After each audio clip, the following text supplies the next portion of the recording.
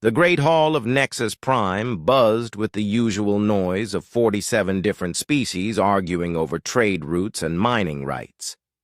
Council Speaker Vorth clicked his claws against the metal podium as he looked across the circular chamber. Representatives from every corner of the galaxy sat in their designated seats, each one more concerned with their own profits than anything else. But one seat remained empty. The human seat. Vorth's yellow eyes narrowed as he stared at the vacant chair where Ambassador Ki Won should have been sitting. This was the third meeting in a row that the humans had missed. Not that Vorth minded. The humans were always complaining. About something. Always warning about disasters that never came, always demanding resources for their so-called research projects. "Where are the humans today?" asked Councillor Keth from across the chamber. The tall, blue-skinned Zephyrian leaned forward in his chair, his voice carrying genuine concern. Vorth waved a dismissive claw. "Probably hiding in their colonies again, building more of their pointless shelters. You know how they are, always preparing for some imaginary end of the world." Several council members chuckled. The humans had become something of a joke in recent years. They spent enormous amounts of resources building underground bunkers, evacuation ships, and warning systems. They constantly talked about ancient threats and cosmic dangers that no one else could see. Most species considered them paranoid at best and resource-hoarding cowards at worst. But Keth did not laugh. He remembered the last conversation he had with Kiwon 3 months ago. The human ambassador had looked tired and frustrated. He had spoken about strange energy readings at the edge of the galaxy, about patterns in ancient ruins that suggested a recurring catastrophe. Keth had listened politely, but like the others, he had not really believed. The meeting continued with discussions of shipping lanes and territorial disputes. The Altarians wanted exclusive mining rights to the Kepler system. The Reptilian Trade Consortium demanded lower taxes on rare metal exports. Everyone argued and negotiated, as they always did. Hours passed before anyone noticed that something was wrong. Trade Minister Zarion was the first to raise the alarm. The green-scaled reptilian stood up suddenly, his communication device beeping, frantically. "I'm receiving reports from the outer systems," he said, his voice shaking. "The human colonies. They're not responding." "What do you mean, not responding?" Vorth asked impatiently. "I mean they're gone," Zarion replied. "All of them. Kepler 442b, New Sol Station, the mining platforms around Wolf 359, every human settlement in the Outer Rim has gone silent." The chamber fell quiet for the first time in decades. Representatives began checking their own communication devices, contacting their trade partners and military outposts. Slowly, reports began coming in from across the galaxy. The human colony on Proxima Centauri B had been abandoned. The massive space station orbiting Tau Ceti showed no signs of life. The agricultural worlds in the Vega system were empty, their crops still growing, but no humans to be found anywhere. Most shocking of all, the humans had taken everything with them: their ships, their technology, their portable equipment. They had not fled in panic or been forced to evacuate quickly. This had been planned, organized, careful. "There has to be an explanation," Vorth said, though his voice lacked its usual confidence. "Maybe they moved to different systems. Maybe there was some kind of coordination failure." But deep down, he knew this was different. 12 human-controlled star systems had been evacuated simultaneously, with no distress signals, no requests for help, no communication of any kind. It was as if humanity had simply decided to disappear. A young aide rushed into the chamber carrying a data pad. She whispered something to Keth, who took the device and read it quickly. His blue face grew even paler. "What is it?" Vorth demanded. Keth cleared his throat. "We found a message. It was hidden in the communication arrays of the abandoned stations, encrypted and delayed. It's from Tae Min, Kiwan's diplomatic aide." "Well, what does it say?" Keth read from the device. "They never listened. We tried to warn them. We tried to show them the evidence. We go now to places where our voices matter. Do not look for us. When the darkness comes, remember that we offered to help."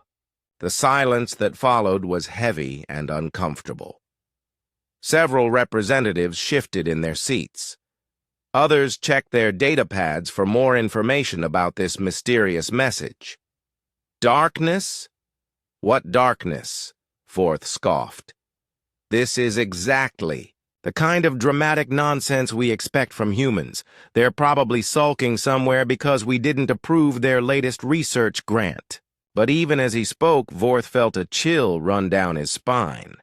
The humans had not just left their colonies. They had evacuated completely, taking their families, their elderly, their children. No one abandoned everything unless they truly believed they were in danger. More reports continued to arrive throughout the day. Long-range sensors had detected the last human ship 3 days ago. Captain Hyun-woo's exploration vessel, the New Soul, had been seen near the Galactic Rim before jumping to hyperspace. After that, nothing. The humans were gone. All of them. As the hours passed, some council members began to worry. The human colonies had been important trading partners. Their technology, especially their logistics and transportation systems, were used throughout the galaxy. Human-built quantum relays enabled faster communication between distant systems. Human-designed ships were known for their reliability and efficiency. But Vorth and his supporters chose to see the positive side.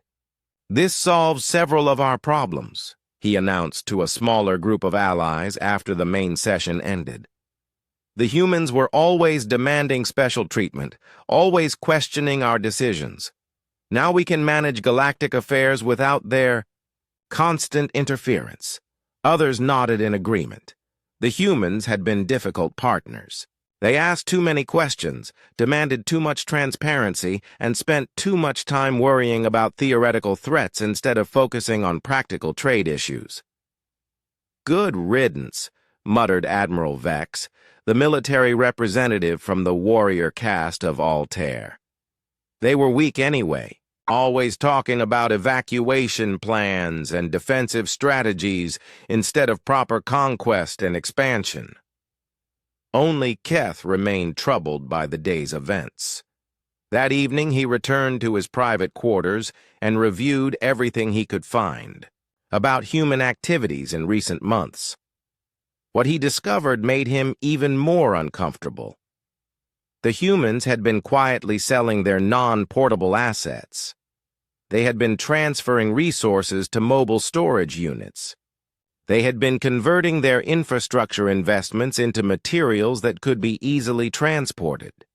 This had not been a sudden decision. They had been planning this exodus for months, possibly years. Most disturbing of all, they had been right about several smaller predictions in the past. 3 years ago, they had warned about solar flare activity that other species had ignored, then evacuated their space stations just before the flares hit. 2 years ago, they had predicted the collapse of the trade route through the Orion Nebula due to gravitational shifts and had moved their shipping operations just in time. What if they were right about something bigger this time? What if their warnings about ancient dangers and cosmic threats were not the paranoid fantasies that everyone assumed? But it was too late to ask these questions. The humans were gone, disappeared into the vast emptiness between galaxies. They had taken their knowledge, their warnings, and their technology with them. The Council was left with nothing but empty colonies, abandoned stations, and the growing realization that they might have made a terrible mistake. 6 months had passed since the humans vanished, and the galaxy was starting to feel their absence in ways no one had expected. Trade Minister Zarion stood in front of a massive holographic display showing shipping routes across the galaxy. Red warning symbols blinked everywhere, marking delayed shipments, broken supply chains, and failed deliveries. His green scales had lost their usual shine, and his hands shook slightly as he pointed at the problems. The Kepler Mining Consortium is gone, he announced to the Emergency Council session. Completely gone. They took their entire operation with them when they left. 90% of our rare earth metals came from their facilities. Council Speaker Vorth shifted uncomfortably in his chair. When the humans first disappeared, he had celebrated. Now, looking at the economic reports, his confidence was fading fast. Surely other species can take over the mining operations, he said, though his voice lacked conviction. It's not that simple, Zarion replied. The humans didn't just run the mines. They designed the extraction equipment, the processing systems, the transport networks. Everything was built using their technology. Without them, we can't even maintain what they left behind. Similar problems were appearing everywhere. Human-built quantum communication relays had started failing across the galaxy. The relays needed specific maintenance procedures that only human technicians knew. Without them, communication between distant systems was becoming slow and unreliable. The worst part was the transportation network. Human logistics companies had handled the movement of goods between thousands of worlds. They had designed the most efficient shipping routes, managed the cargo scheduling systems, and maintained the fastest delivery networks in the galaxy. With them gone, shipping costs had doubled, and delivery times had tripled. Dr. Kelvor, a insect-like scientist from the hive worlds, buzzed nervously as she presented her findings to the Council. "We have discovered an abandoned human research facility on the planet Arcturus Prime," she said. "The facility contains extensive research data, but much of it is disturbing." "What kind of research?" asked Counselor Keth. He had been asking more questions lately, trying to understand why the humans had really left. "They call it the consuming dark," Dr. Kelvor replied. "According to their files, it is some kind of force that appears every 50,000 years. It moves through the galaxy, consuming energy and matter. The humans found evidence of its previous visits on 17 different dead worlds." Vorth laughed, but the sound was forced and harsh. "More human paranoia. They probably made up this whole story to justify their cowardly escape." But Dr. Kelvor continued reading from her datapad. The research facility contained detailed astronomical data going back millions of years. They tracked patterns in star formation, energy signatures, gravitational anomalies. "The evidence appears to be real," Speaker Vorth. "Appears to be real is not the same as being real," Vorth snapped. "The humans were always good at making their fantasies look scientific." Still, the seed of doubt was growing. Other council members were starting to ask uncomfortable questions. Why would the humans spend so much time and resources on fake research? Why would they abandon their homes and their wealth based on lies? They had created themselves? The answers started coming from an unexpected source. Jiho, a human scientist, had been working at the Galactic Research Institute when his people disappeared. Unlike the others, he had not evacuated with the rest of humanity. He had been visiting a remote research station and missed the departure signal.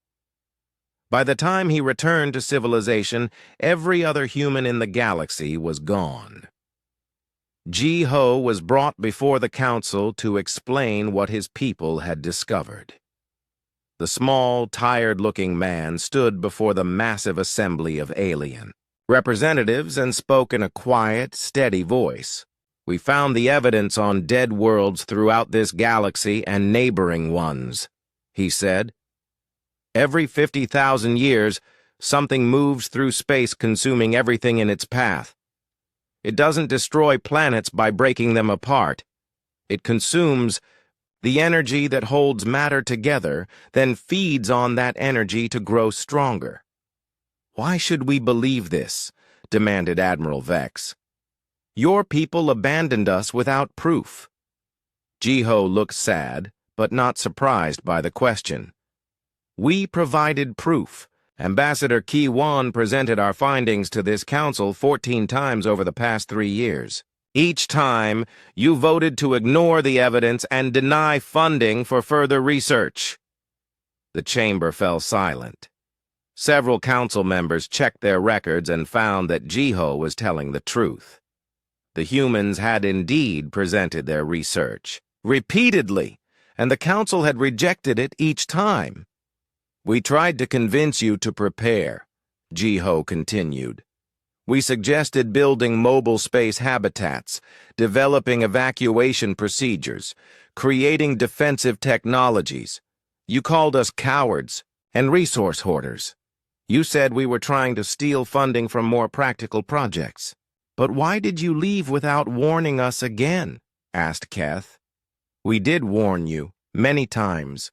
But warning people who refuse to listen becomes pointless after a while," Ji-Ho replied. "My people decided to save themselves and anyone willing to come with us. The invitation was always open, but no one accepted."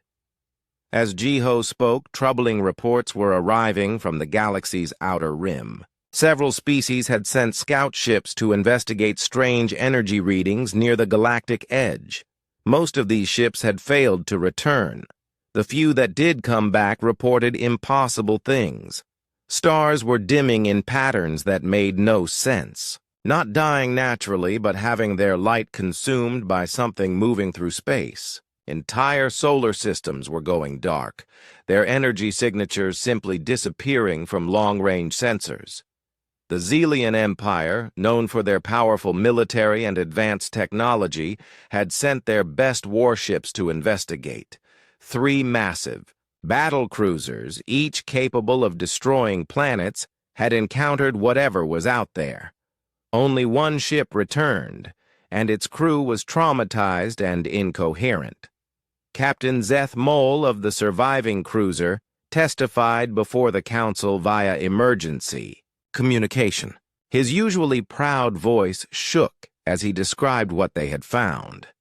"It's not a creature or a machine," he said. "It's like space itself is hungry. Our weapons had no effect. Everything we shot at it just made it stronger. It consumed our energy blasts, our missiles, even the power from our engines. When it touched our hull, the metal just disappeared. Not destroyed, just gone. Converted into energy that it absorbed." The transmission cut out suddenly. Later investigation showed that the Xelian homeworld had gone silent. Still, many council members refused to accept the truth. Speaker Vorth insisted that the reports were exaggerated, that panic was making people see threats that didn't exist. Admiral Vex claimed that proper military tactics could defeat any enemy, no matter how strange. But Counselor Keith was no longer listening to their denials. He had begun his own investigation, studying the abandoned human colonies and research facilities. What he found confirmed his worst fears. The humans had not just left their homes. They had been preparing for this evacuation for decades. They had built specialized ships designed for long-term space travel. They had developed technologies for surviving in the empty space between galaxies. They had created mobile habitats that could support entire populations without planetary resources. Most importantly, they had found a way to escape. While other species had been focused on immediate profits and political games, humanity had been preparing for survival on a scale that no one else had imagined. Deep in space, far beyond the galactic rim, Sora watched the first human settlements taking shape in the void between galaxies. She had been a colony administrator on Kepler 442b before the evacuation. Now she was helping coordinate the greatest migration in human history. From her observation post, she could see the approaching darkness at the edge of their former home. It moved slowly but inexorably, consuming everything in its path. Soon it would reach the inner systems where the other species lived, the ones who had refused to listen to their warnings. She felt sad for them, but not surprised. Humanity had learned long ago that survival sometimes meant making hard choices that others couldn't understand. They had tried to warn their galactic neighbors. They had offered to help. But in the end, they could only save themselves and anyone wise enough to come with them. The first silence was ending. Soon, there would be a second silence, much more terrible than the first. 1 year had passed since humanity's departure, and the galaxy was dying. Counselor Keth stood in the Emergency Command Center on Nexus Prime, watching holographic displays show the spread of what the humans had called the consuming dark. Red zones marked dead systems across the outer rim. Yellow zones showed areas where stars were beginning to dim. Green zones, representing safe space, were shrinking every day. 17 systems have gone completely dark in the past month, reported Admiral Vex, though his usual arrogance had been replaced by barely controlled fear. The Altarian Third Fleet encountered the phenomenon near the Rigel system. All 12 ships were consumed in less than an hour. The thing that had destroyed the Xelian Empire was moving inward through the galaxy like a slow, hungry wave. It didn't follow predictable paths or target specific worlds. Instead, it seemed to flow through space itself, turning stars into darkness and planets into empty void. Dr. Kelvor buzzed nervously as she presented her latest research. "We have analyzed the pattern of consumption," she said. "The entity appears to convert matter directly into energy, then absorbs that energy to fuel its growth. The more it consumes, the faster it moves and the hungrier it becomes." "How do we fight it?" demanded Speaker Vorth. His yellow eyes had lost their confident gleam, and his claws scratched anxiously at the podium. "We cannot fight it," Dr. Kelvor replied. "Every weapon we use against it becomes food. Energy blasts, nuclear missiles, even kinetic projectiles. Everything we throw at it just makes it stronger." The room fell silent except for the constant beeping of warning alarms. Representatives from dozens of species stared at the displays showing their approaching doom, and nobody had any solutions to offer. Keth had spent months investigating the abandoned human research facilities, trying to understand what humanity had known and when they had known it. What he discovered made him sick with regret and admiration in equal measure. The humans had found evidence of the consuming dark on ancient worlds throughout this galaxy and 17 others. They had studied the patterns, calculated the timing, and realized that the phenomenon appeared every 50,000 years like clockwork. Most terrifying of all, they had determined that the current cycle was already overdue.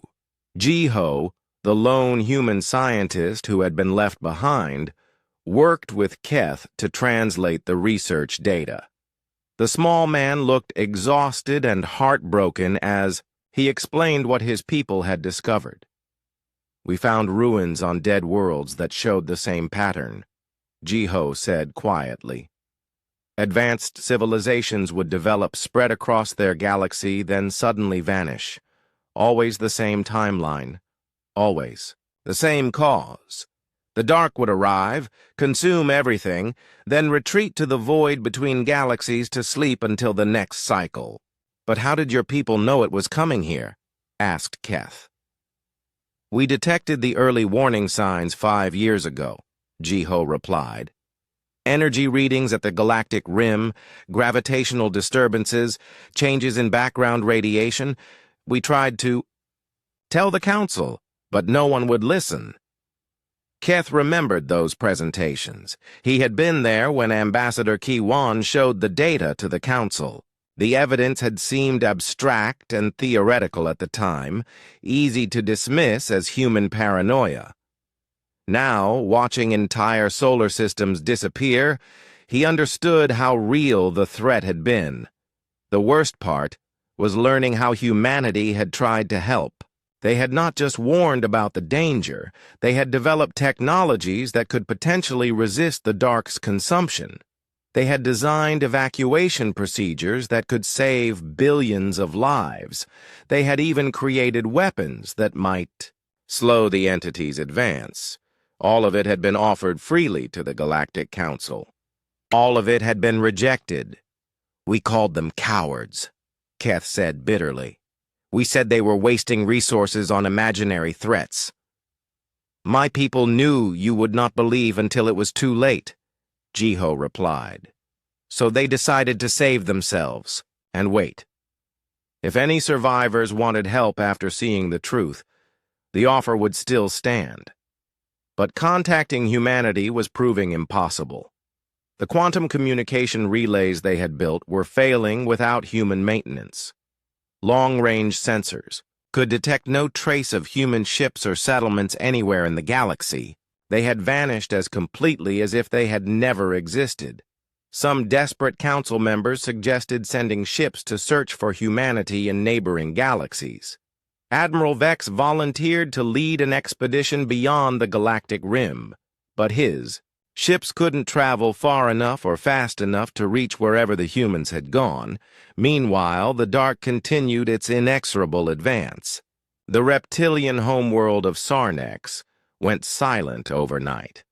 The insect hive worlds tried to evacuate their population using their own ships, but their technology was too slow and primitive. Billions died as the dark swept through their systems like a cosmic tsunami. Speaker Vorth's own species, the proud Altarians, faced extinction as their military proved helpless against the approaching threat. Their most powerful weapons, planet-killing lasers and antimatter bombs, only fed the dark more energy. Entire battle fleets disappeared without even slowing its advance. In desperation, the Council finally attempted to contact humanity through every available channel. They broadcast surrender messages, apology statements, and desperate pleas for help. They offered complete political restructuring, unlimited resources, and total submission to human authority. The response, when it finally came, was not what they expected. Young-Soo, speaking for humanity from somewhere in the deep void, appeared on their communication screens after weeks of silence. The middle-aged human looked calm and professional, but his eyes held no warmth for his former galactic neighbors. The Council has requested negotiation regarding the current crisis, Young-Soo said in a formal tone. Humanity is willing to discuss terms for assistance, but certain conditions must be met first. Name your conditions, Vorth said immediately. We'll agree to anything. Complete political restructuring of the Galactic Council, Young-Soo replied. All decisions must be based on scientific evidence rather than political convenience. Humanity will have equal representation and veto power over major policies. Reparations will be paid for the resources we spent trying to warn you about this threat. Done, Vorth said without hesitation. Furthermore, Young-Soo continued, you must acknowledge that this crisis could have been prevented if you had listened. to our warnings 5 years ago. You must accept responsibility for the species that have already died because of your refusal to act." The chamber fell silent. The terms were harsh but fair. Everyone present knew that humanity had tried to warn them, had offered to help them prepare, had been ignored and dismissed as cowards and paranoids. "We accept," Keth said when Vorth seemed unable to speak. "We accept full responsibility for our failures. Please, help us save who we can." Young-Su nodded slowly. "We have been monitoring the situation from our new settlements. The Dark is following its predicted pattern, consuming roughly 60% of your galaxy before retreating for another 50,000 years. Most of your species will not survive." "But you can help save some of us?" Admiral Vex asked desperately. "We have developed some technologies that might help," Young-Su admitted. "But understand this, we are not coming back to your galaxy. The Dark will return eventually, and this region of space is no longer safe for long-term habitation. Anyone we save will need to come with us to our new home." Far away in the void between galaxies, Admiral Dong-hyun coordinated the Great Fleet. Thousands of human ships carrying the entire species and their accumulated knowledge to safety. From his flagship, he could see the mobile habitats and artificial worlds that humanity had built during their year in exile. Engineer Su Jin worked frantically in the research labs, developing the technologies that might save some of the galactic species.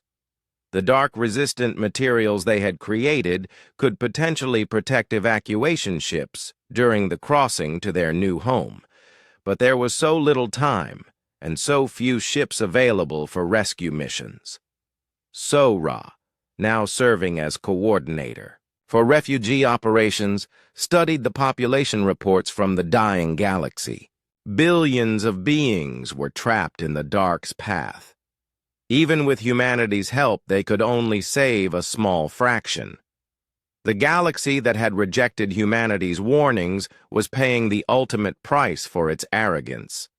But humanity, despite everything, was still willing to help save whoever they could. It was what separated them from their former neighbors, the willingness to do what was right even when it wasn't profitable or easy.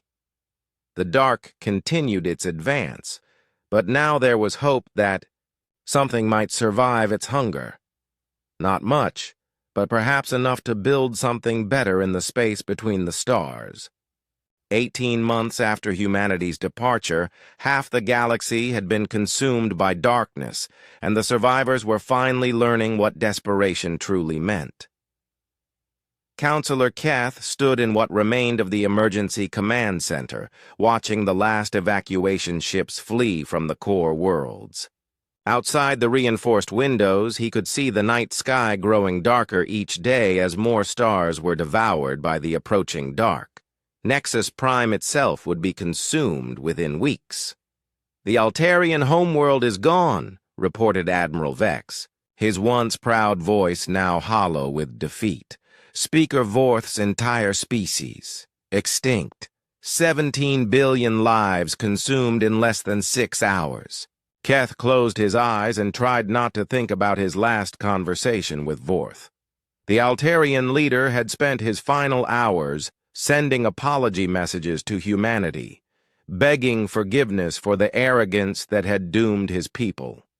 His last words had been a simple plea. Tell them we were wrong. Tell them we're sorry. 12 species had already been completely wiped out. The Zelian Empire, the insect hive worlds, the crystal entities of Tau Ceti, all gone, consumed by a force that treated their advanced civilizations like fuel for its endless hunger. The survivors huddled in refugee fleets, racing desperately toward the galactic rim where humanity had promised to meet them. Dr. Kelvor's insect-like form trembled as she delivered her latest report. The dark is accelerating, she buzzed nervously. Each system it consumes makes it larger and faster. At current rate of expansion, it will reach the inner core worlds within 30 days. What about the human rescue ships? Asked Admiral Vex. 3. Have arrived at the designated meeting points, Keth replied. But they can only take a few thousand refugees each. We have billions trying to evacuate. The human rescue operations were limited but miraculous. Ships built with dark-resistant technology could actually survive passage through the consumed regions of space. Their pilots, trained in techniques developed during humanity's year in exile, could navigate the twisted physics of areas where the dark had fed. Captain Jae-hyun commanded one of these rescue vessels. His ship, the New Hope, had already saved 8,000 refugees from the dying galaxy. But each mission was dangerous, and each ship could only carry so many survivors. We're doing everything we can, Jae-hyun transmitted to the refugee fleet. But you have to understand, we're not just moving you to safety. We're taking you to a completely new way of life. The space between galaxies is harsh. You'll need to adapt to living on mobile habitats, artificial worlds that can move when danger approaches. The human settlements in the void were unlike anything the galactic species had imagined. Engineer Soo-jin had overseen the construction of massive space habitats that could support entire populations without planetary resources. These mobile worlds could travel between star systems, powered by technologies that the Galactic Council had once dismissed as impossible. We've learned to live differently, Soo-jin explained to a group of refugee leaders via long-range communication. We don't depend on fixed planets anymore. Our cities can move, our resources are portable, our entire civilization is designed to evacuate quickly when necessary. This mobile lifestyle was difficult for species that had spent millennia building permanent colonies and fixed infrastructure. The refugees struggled to understand how humanity had adapted so completely to a nomadic existence in such a short time. The answer lay in humanity's unique approach to long-term planning. While other species focused on building bigger and more permanent structures, humans had spent decades developing technologies that prioritized survival over comfort. They had created modular cities, portable resource extraction systems, and spacecraft that could serve as permanent homes. Young Soo, humanity's chief negotiator, worked tirelessly to coordinate the rescue efforts while managing the political restructuring of the surviving galactic government. The old council was dead, consumed along with their homeworlds. What remained was a scattered collection of refugee fleets, each led by whatever officials had managed to escape. The new covenant is not a government like you're used to, young Soo explained to the refugee leaders. Every decision must be supported by scientific evidence. Every policy must include disaster preparedness plans. Every species gets equal representation regardless of their population or military strength. These new rules were difficult for the survivors to accept. Species like the Altarians had been accustomed to dominating weaker neighbors through military might. The Reptilian Trade Consortium had used economic pressure to control resource distribution.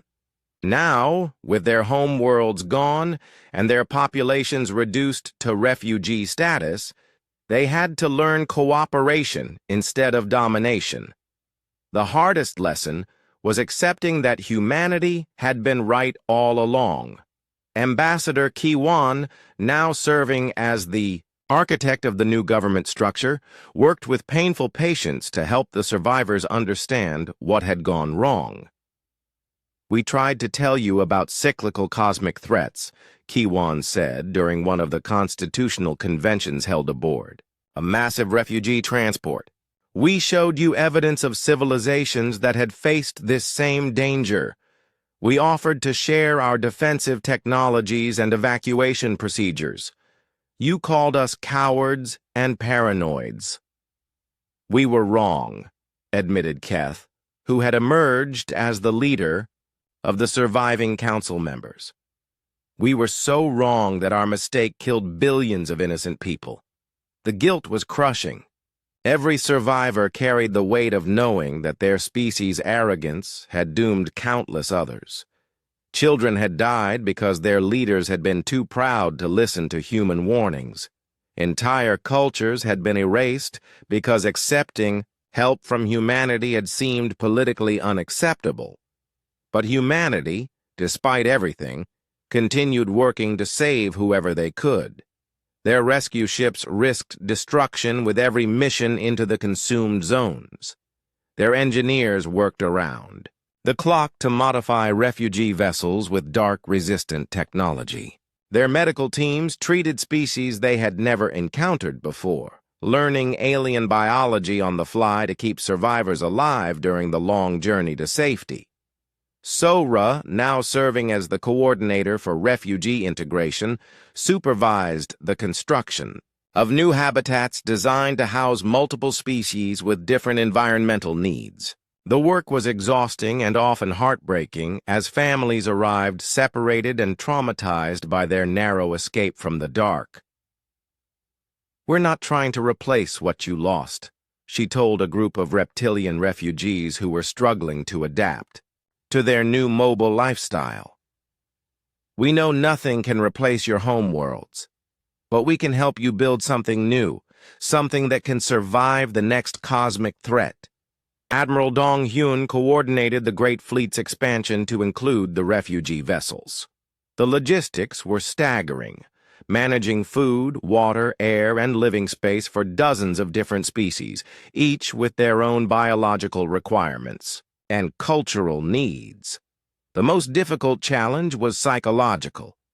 The survivors had lost everything: their homes, their governments, their sense of security about the future. Many fell into despair, unable to cope with the magnitude of their loss. Others became angry, blaming humanity for not forcing them to evacuate earlier. "We offered," Kiwan said sadly when faced with these accusations. "We offered many times, but we learned long ago that you cannot save people who refuse to be saved. Free will includes the right to make terrible mistakes." As the dark continued, its advance through the inner systems, consuming the last remnants of galactic civilization, the survivors began to understand the true scope of humanity's achievement. In just 18 months, they had established a completely new way of life in one of the most hostile environments imaginable. They had built technologies that could resist cosmic-level threats. They had created a society that could adapt and survive anything the universe threw at them. Most importantly, they had done all of this while maintaining their compassion for others. Despite being rejected and dismissed, they had returned to help their former neighbors.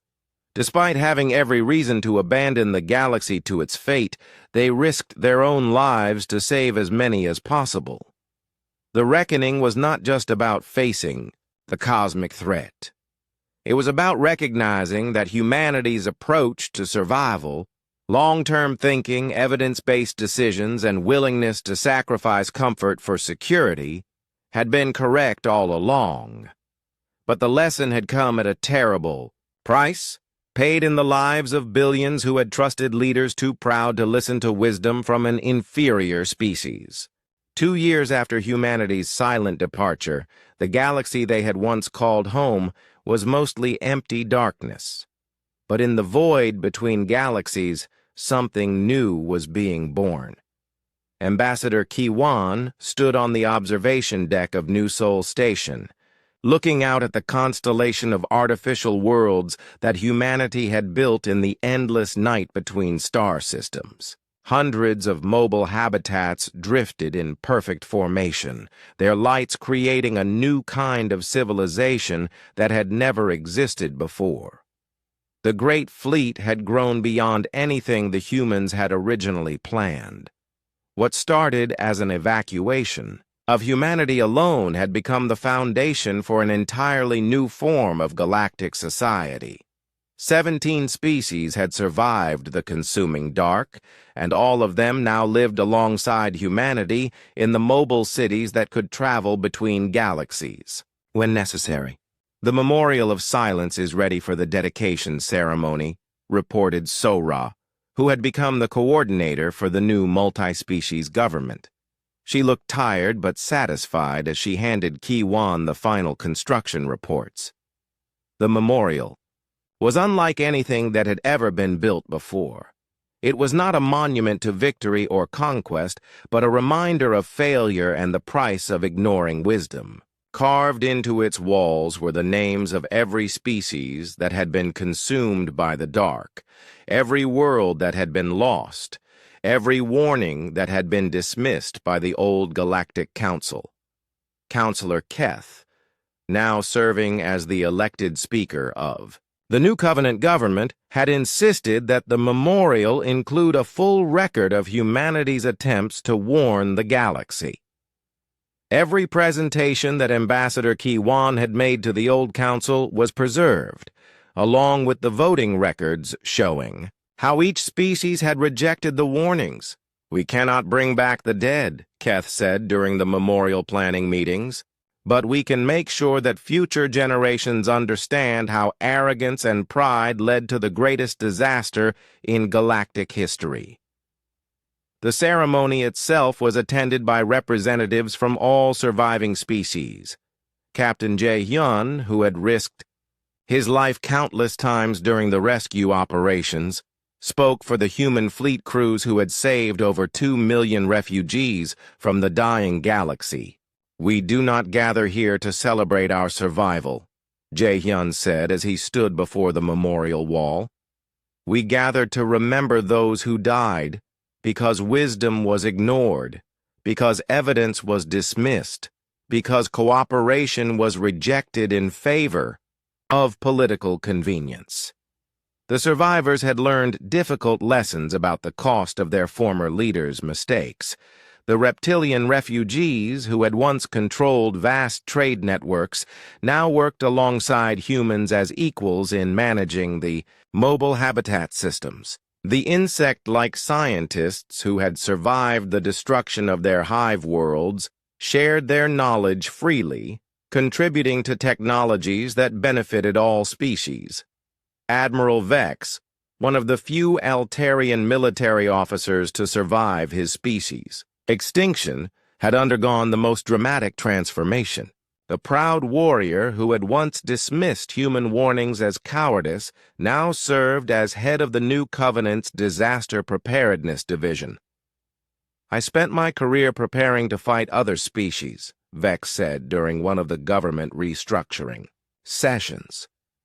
"I never learned to fight the real threats, the cosmic forces that can destroy entire civilizations."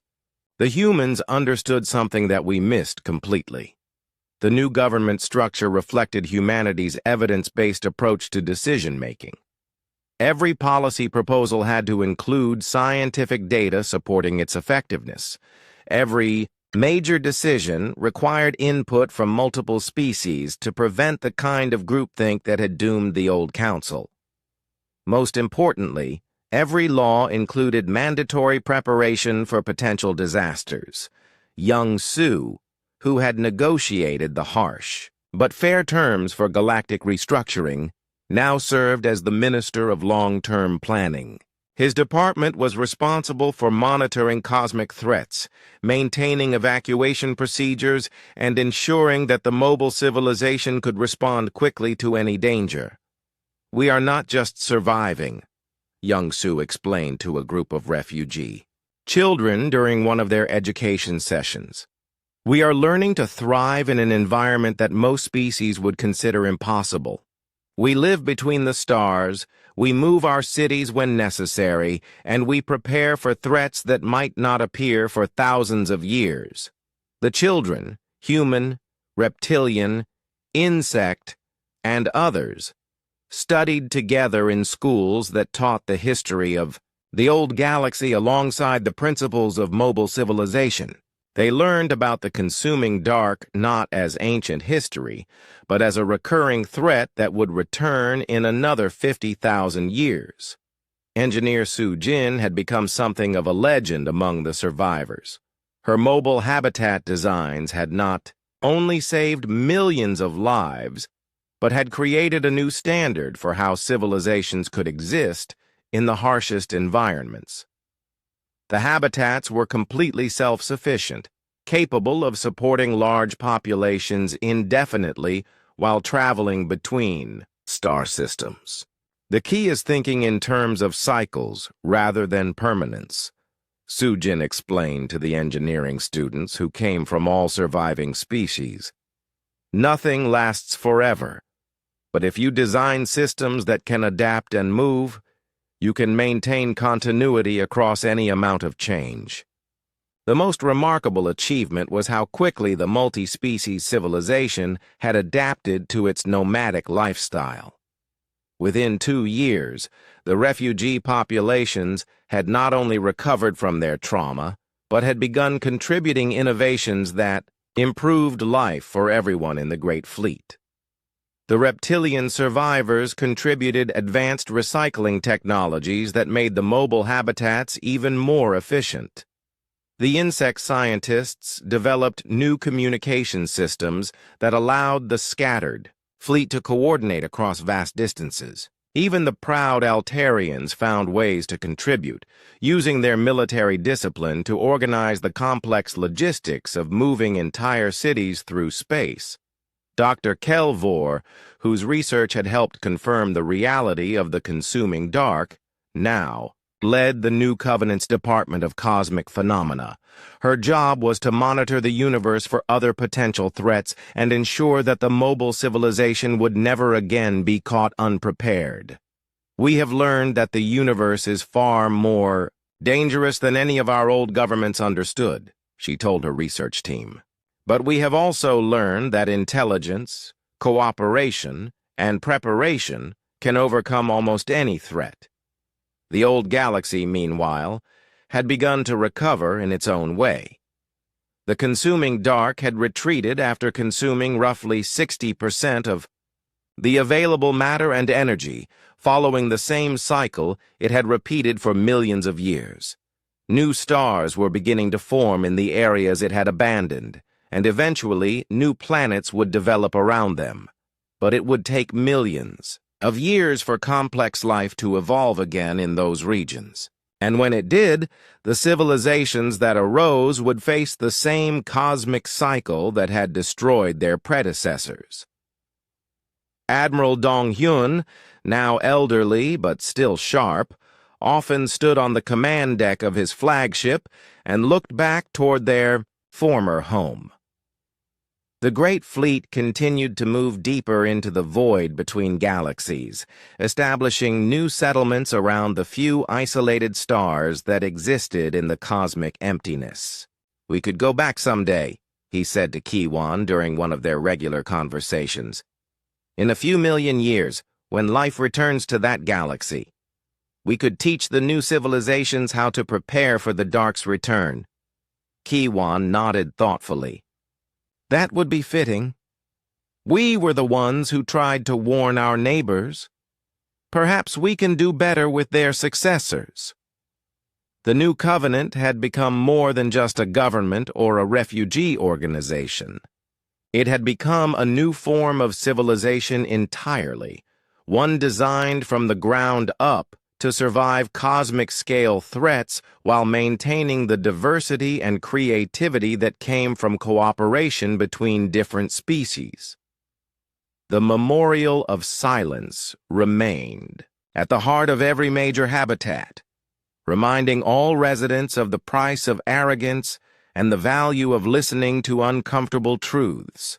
Children grew up understanding that survival required constant vigilance, evidence-based thinking, and the wisdom to prepare for threats that others might dismiss as impossible.